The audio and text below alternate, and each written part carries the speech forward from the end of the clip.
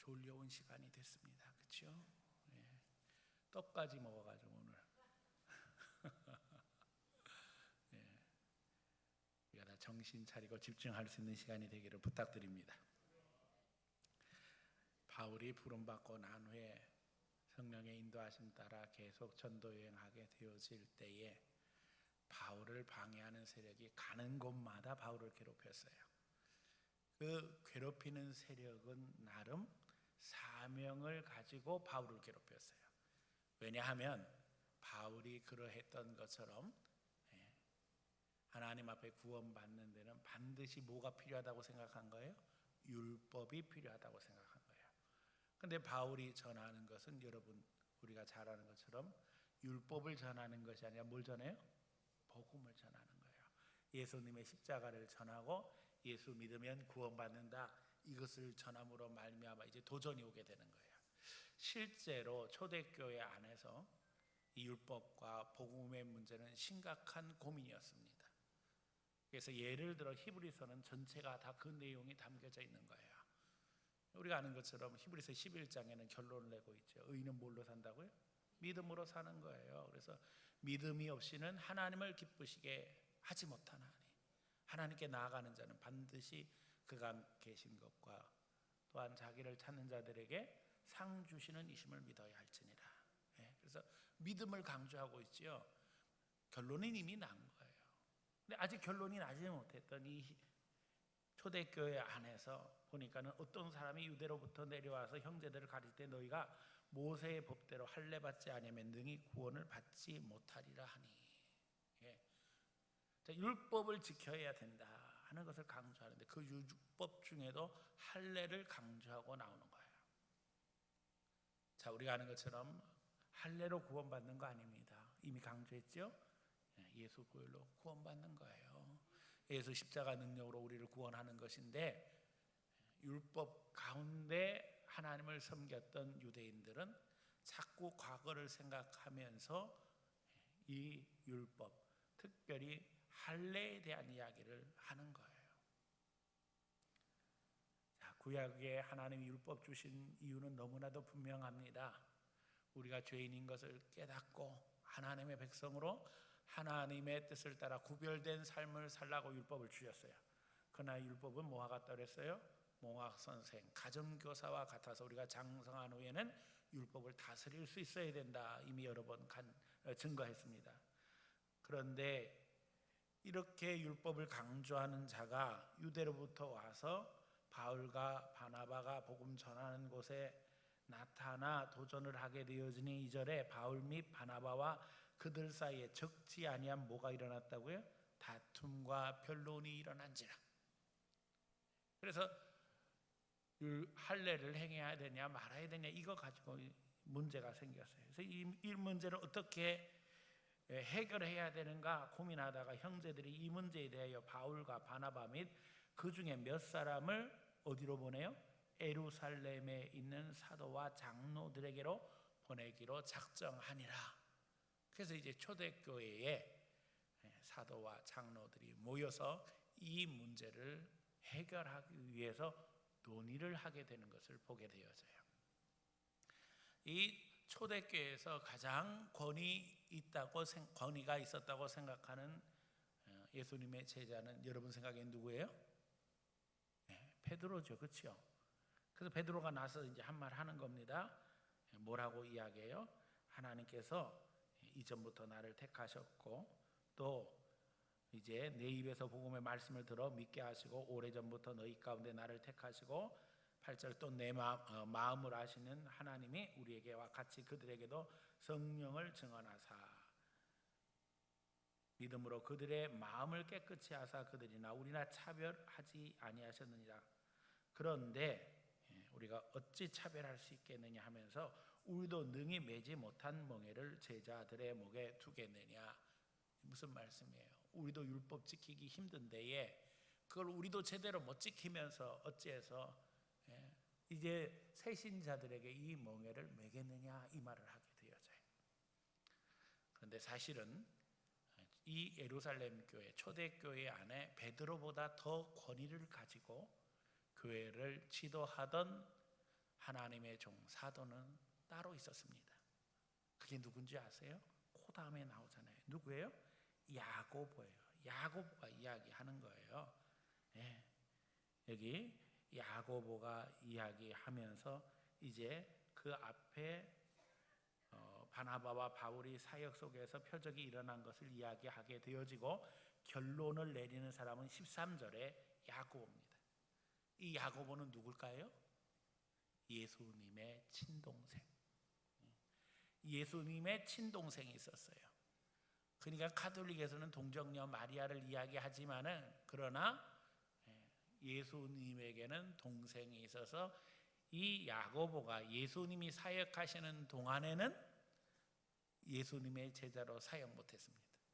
그런데 예수님이 십자가에 죽으시고 부활하고 성령의 역사가 예루살렘 교회에 임할 때에 비로소 예루살렘 교회에서 가장 권위 있는 사도로서 사역을 하게 되어서요. 이 야고보가 이야기하는 거예요. 이 사람이 결론을 냅니다.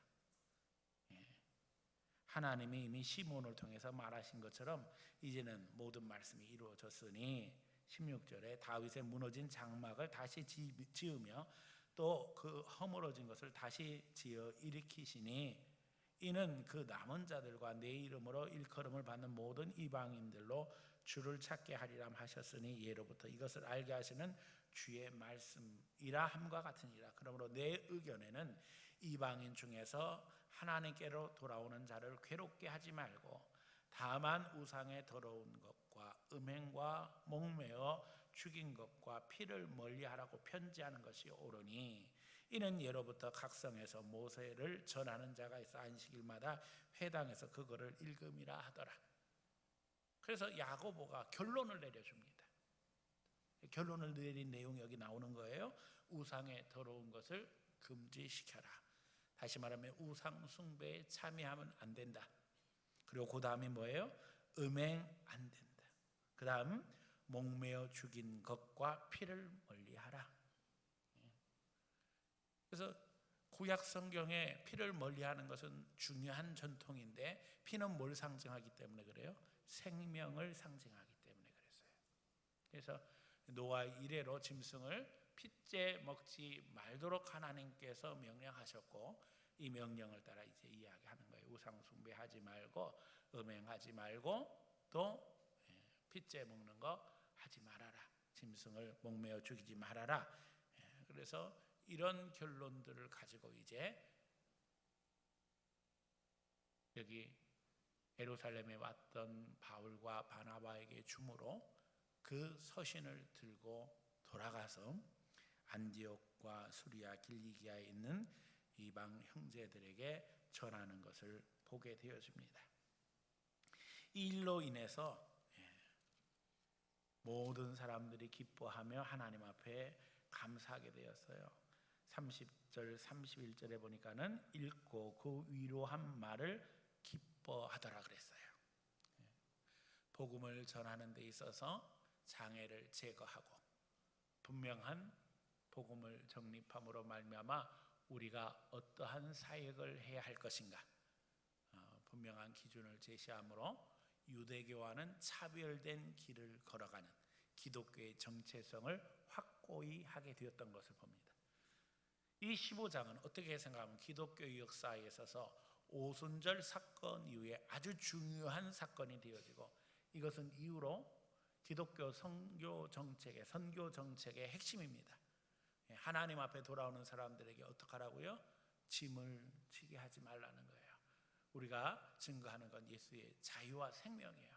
그러므로 그 말씀 따라서 이제는 하나님 앞에 신앙생활하되 우상 숭배하지 말고 이제는 예수 그리스도 이제 온전히 하나님의 아들 되신 예수 그리스도를 통해 하나님을 섬기고 다시금 과거로 돌아가지 말고 새로운 삶을 살라는 것이 우리 삶의 핵심이 되었습니다.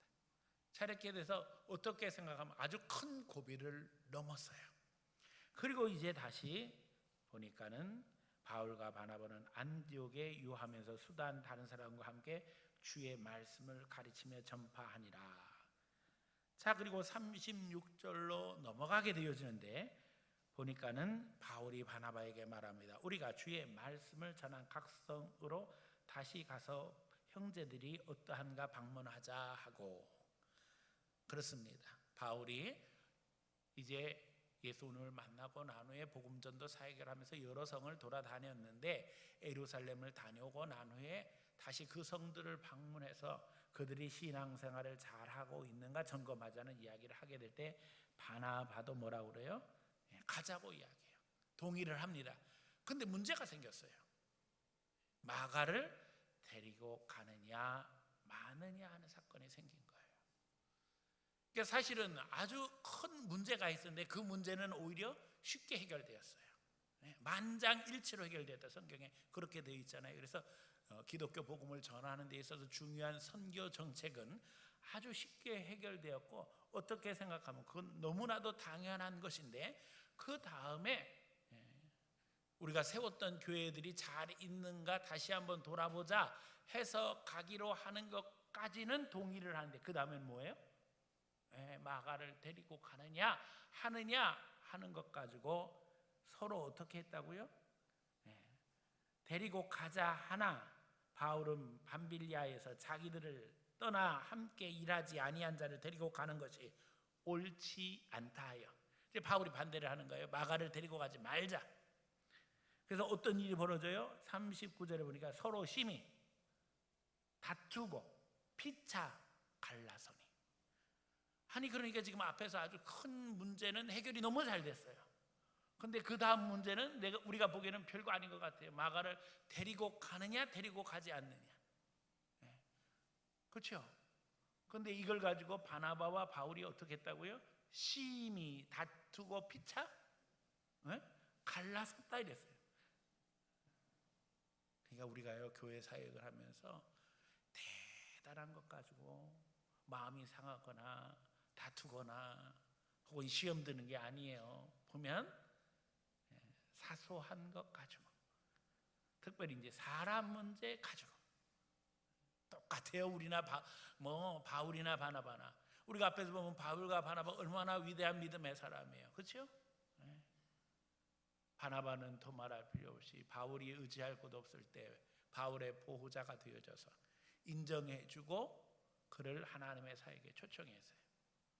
어떻게 보면 바울은 자기 그야말로 무슨 강아지 뭐 때는 생각 못한다 그러더니 아니 강아지가 아니고 개구리인가요? 개구리. 개구리 뭐라고요? 올챙이 때 생각 못한다. 죄송합니다. 강아지 아니 개구리 올챙이 때 생각 못한다고. 아니 이러면 되겠어요 안 되겠어요? 안 되지요. 그런데 갈라서게 되는 거예요. 마가가 밤빌리아에서 함께 사역하지 못하고 도망갔지 않았느냐. 왜 도망갔겠어요 여러분? 이유는 간단해요. 너무 힘들었으니까 도망갔었는데 데리고 가야 하느냐 말아야 하니 바나바는 어떻게 하자고요? 데리고 가자. 바울은 데리고 가지 말자. 그 의견이 틀릴 수는 있으나 이거 가지고 어떻게 했다고요? 서로 심히 다투고 피차 갈라서니. 여기 사실은 비밀이 조금 있어요. 바나바와 마가는 한 집안이에요. 조카예요. 마가가. 이게 머리 아픈 거예요. 손은 어떻게 된다고요? 안으로 굽니다. 그러니까 바울 입장은 아니면 바나바 입장은 데려가자는 거죠. 근데 사실은 우리가 아는 것처럼 바울도 그런 마음 아니었으면 바나바가 이렇게 보호자가 됐겠어요 안 됐겠어요? 안 됐겠지요. 결국 이걸로 이제 다퉈져서 각각 헤어지는데, 여러분 생각에는 어떻습니까? 바울이 옳은 것 같습니까? 바나바가 옳은 것 같습니까? 자, 여기서 투표를 한번 해볼까요? 우리가 참 두렵고 떨리는 것이 하나님의 일을 하는데 대의를 세우고 거기에 충성할 때는 분명해요. 그런데 아까 이야기한 것처럼 큰 거는 잘 참고 넘어가는데 사소한 일에 목숨을 걸어요. 대단치 않은 거 누가 보면 에휴 그거 가지고 왜 그랬는데 할 만한 일을 가지고 본인 문제가 되어지면 시시비비를 따지게 되어지고, 답을 뭐 삼자대변하게 누가 옳은지 확인해야 돼 뭐 이러면서 눈에 불을 켜고 달려드는 것이 우리 인생의 한계예요, 여러분. 그래서 이제 시비를 가려야 되는 거예요. 바울이 옳은가 바나바가 옳은가? 자, 하나님은 누구 편이실 것 같아요? 자, 바울 편이라고 생각하십니까? 바나바 편이라고 생각하십니까? 여기서 잘 생각해야 돼요. 우리 갈 길이 정해지는 거예요. 바울 따라갈 건가 바나바 따라갈 건가? 같은 편이에요? 권사님이 정답을 얘기하시네요. 하나님은 다 사랑하셔요. 바울도 사랑하시고 바나바도 사랑하시고 심지어는 힘들다고 도망갔던 마가도 사랑하시는 거예요. 이 마가가 누구게요? 마가복음의 저자예요. 그러니 마가가 얼마나 귀한 사람이에요, 그렇잖아요. 이 복음서에 있어서 마가복음의 위치가 너무나도 중요한 것이, 우리는 마태, 마가, 누가, 요한이 있으니까 마태복음이 맨 앞선 줄 알고 있어요. 그런데 학자들의 연구에 의하니까 네 복음서 중에서 제일 먼저 기록된 성경은 마가복음일 것이다. 이거 이제 영어로는 마캄 프라이오리티라고 하는데, 마가복음이 제일 먼저 기록됐다는 거예요. 놀라운 일이죠. 도망갔는데 어떻게 됐다는 거예요? 은혜 받고 변화되어져서 복음서를 제일 먼저 기록한 그런 복음서의 저자가 되었어요. 우리가 아는 것처럼 마가는 예수님의 직접 제자인가요, 아닌가요? 아니잖아요. 그런데도 불구하고 예수님의 말씀을 제일 먼저 기록하게 되어지는데, 마가는 후에 변화되어져 바울에게도 인정받는 사람으로 변화되게 됩니다. 우리가 때때로 미래를 모르기 때문에 사람을 평가하고 판단하기 쉬워요. 그러나 하나님은 미래를 보고 우리를 인도하셔요. 물론 바울도 열심 내서 사역함으로 말미암아 하나님의 일을 적극적으로 실천하고 믿음의 일을 감당합니다. 그래서 바나바는 바나바대로, 바울은 바울대로 나누어져서 더 열심히 일하게 되어져요. 오늘 우리가 하나님 앞에 사소한 일에 목숨 걸지 말아야 할 것이며, 또 시시비비를 가리는 일에 우리의 정력을 쏟아서는 안 됩니다. 하나님은 다 사랑하셔요. 그리고 이제 우리 미래를 보고 인도하고 계셔요. 우리의 부족하고 연약한 과거를 본다면 우리 중에 누구도 하나님 앞에 설 사람은 없어요. 그러나 마가가 도망했지만 주님은 마가를 통해서도 일하셨다는 것, 또 마가를 욕했던 바울을 통해서도 역사하셨다는 것. 결국 바울은 신라를 택한 후에 형제들에게 주의 은혜에 부탁함을 받고 떠나 수르기아와 길리기아로 다니며 교회들을 견고하게 했다. 이렇게 기록하고 있습니다. 오늘 우리가 주님 앞에 믿음으로 서기를 감당하고 하나님 앞에 큰 그림 속에 하나님의 의를 구하며 미래를 바라볼 때 우리를 변화시키실 하나님, 우리 모두를 통해서 역사하실 하나님을 기대함으로 말미암아 우리가 하나님 자리에서 판단하거나 평가하거나 심판하지 아니하고 하나님의 선하신 처분에 우리를 내어 맡길 수 있는 믿음 있는 사람들 다 되어지기를 예수님 이름으로 간절히 축원합니다.